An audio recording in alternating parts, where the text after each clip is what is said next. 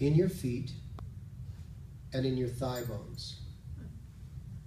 Because the thigh bones have the largest bone marrow, and that's the major producer of your red blood cells.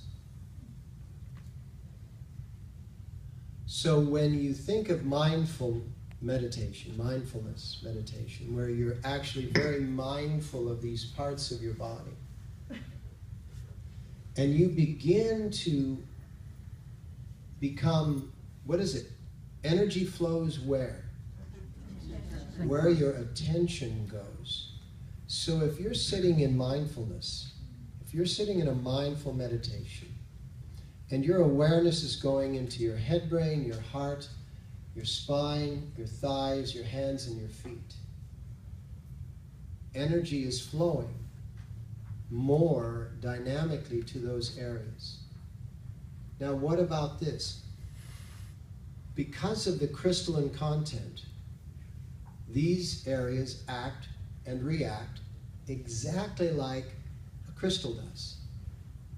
And the crystal is the only mineral, and by the way, you went through mineral lifetimes. Quartz crystal, clear crystal, crystal is the only mineral form that responds identical to biological tissue and botanical tissue, which means that when you put pressure on it, it produces in that moment a static electric, or it's called a piezoelectric charge. The moment there's electricity, there's magnetism. It's considered two forces, but they are always coincidental. So the moment you put pressure on any crystal, it produces an electromagnetic field. And an electromagnetic field holds an informational charge. It's what is used in all of our Wi-Fi. It's used in all of our mechanisms of information.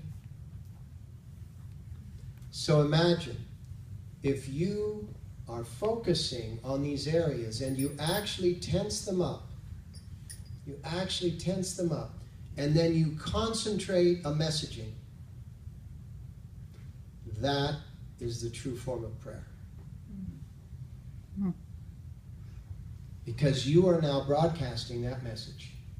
And that message is then broadcast to whatever address mechanism you are using.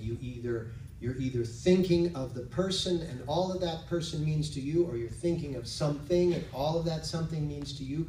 Whether you think of them where they're located, or how they're located, or who they're located, or when they're located, you are addressing them. It's just like a cell phone. You type in these numbers, which makes these tones, which then emits this signal, which then reflects off of a cell tower someplace, which goes to another cell tower, all at the speed of light. And there, in the meadow of New Mexico's summer solstice, in the midst of all that's going on, in the vastness of what goes on in summer solstice, your cell phone rings. Hi, Mom. Where am I? At 7,500 feet, in the middle of a field, doing a blind walk.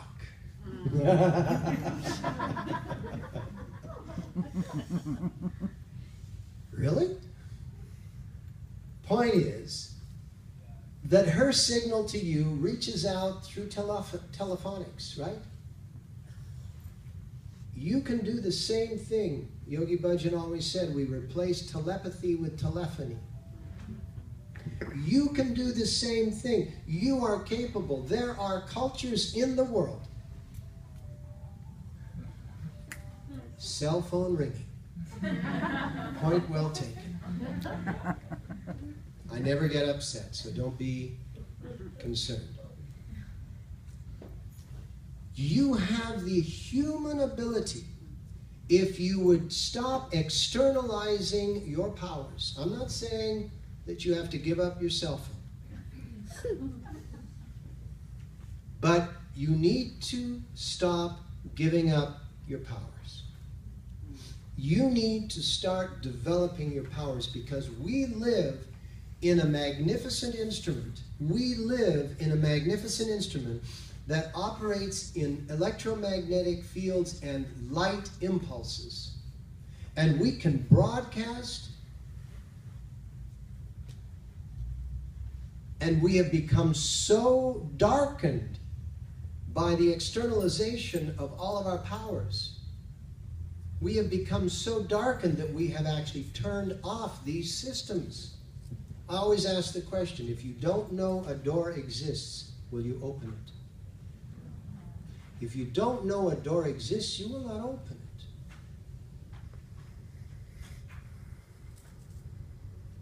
it.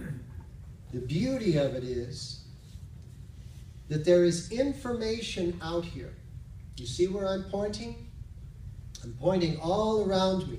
There is information out here that is invisible to our five senses. 95% of what exists in the four dimensions of space-time is not registered because it's not at the frequency of our five senses. Dogs can hear that information that we can't. Isn't that correct? Mm-hmm. Dogs can smell information that we can't. Isn't that correct? Mm-hmm. Cats can see information that we can't.